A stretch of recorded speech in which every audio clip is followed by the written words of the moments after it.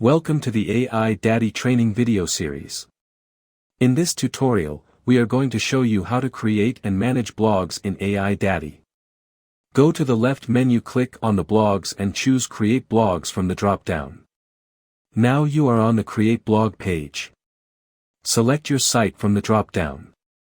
You can create your blog. Just enter the title and add your blog. You can also add an image to your blog. Click on the Submit button and your blog will be added to your website. Or you can create automated blogs by inserting the keyword and clicking on the Submit button. And your blogs will be generated. You can see your all generated blogs on the Manage Blogs page. You can also delete any blog from the list. Go to your site.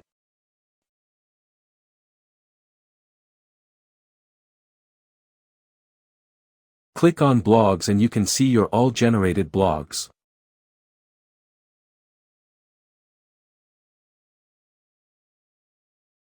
Thanks for watching the video.